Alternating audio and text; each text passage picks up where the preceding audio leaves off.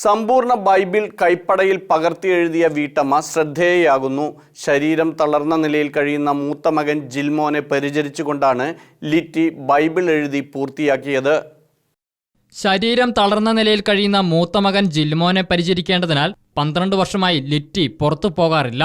പ്രാർത്ഥനയോടും ഏകാഗ്രതയോടുമാണ് എഴുതാനിരിക്കുക. അക്ഷരം തെറ്റിയാൽ പുതിയ പേജിൽ എഴുതും. 2000 A4 പേജുകളാണ് സമ്പൂർണ്ണ ബൈബിൾ എഴുതി തീർക്കുവാനായി ലിറ്റി ഉപയോഗിച്ചത്.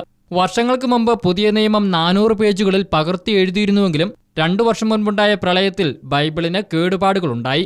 മകനെ നോക്കുവാനുള്ള ശക്തി തനിക്ക് ലഭിക്കണമെന്ന നിയോഗത്തോടെയാണ് ബൈബിൾ എഴുതുവാൻ ആരംഭിച്ചതെന്ന് ലിറ്റി ഷെക്കേന ന്യൂസിനോട് പറഞ്ഞു. ഞാൻ ഈ ബൈബിൾ എഴുതിയപ്പോൾ എനിക്ക് എൻ്റെ മോൻ്റെ രോഗസൗഖ്യം എന്നതിലുപരി എനിക്ക് അവനെ നോക്കാനുള്ള ശക്തിയും കഴിവൊക്കെ കിട്ടാനായിട്ടാണ് ഞാൻ ആഗ്രഹിച്ചിരുന്നത്. അതായത് ഞാൻ പണ്ടൊക്കെ ഒരു ചെറിയൊരു ബ്ലഡ് കണ്ടാലും അല്ലെങ്കിൽ അവൻ ഒന്ന് ഉറക്കനെ കരഞ്ഞാലും ഞാൻ തലറിഞ്ഞു വീഴും. അവൻ്റെ ഒപ്പം ഞാനും കരയും. അങ്ങനെയായിരുന്നു ഞാൻ ഈ ബൈബിൾ എഴുതിയിട്ട് എൻ്റെ ഇടവകയിൽ തന്നെ ഒത്തിരി പേർക്ക് നല്ല പ്രചോദനം ഉണ്ടായിട്ടുണ്ട്. 7 പേര് പുതിയ നിയമം എഴുതുന്നുണ്ട്. പിന്നെ 2 പേര് സമ്പൂർണ്ണ ബൈബിള് എഴുതുന്നുണ്ട്.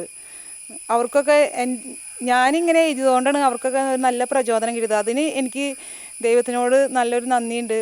ഇനി എൻ്റെ ഒരു ആഗ്രഹം ഒരു ഇംഗ്ലീഷ് ബൈബിൾ എഴുതണമെന്നാണ്. അതെന്തായാലും ഞാൻ നിറവേറ്റിയിരിക്കും. പഴയ നിയമത്തിലെ സങ്കീർത്തന ഭാഗങ്ങൾ ലിറ്റിക്ക് മനപ്പാടമാണ്. എഴുതി പൂർത്തിയാക്കിയ കയ്യെഴുത്തുപ്രതി വൈന്തല സെന്റ് ജോസഫ് പള്ളി വികാരി ഫാദർ റാഫേൽ മൂലന് ലിറ്റിയും ഭർത്താവ് ജോയിയും ചേർന്ന് കൈമാറി.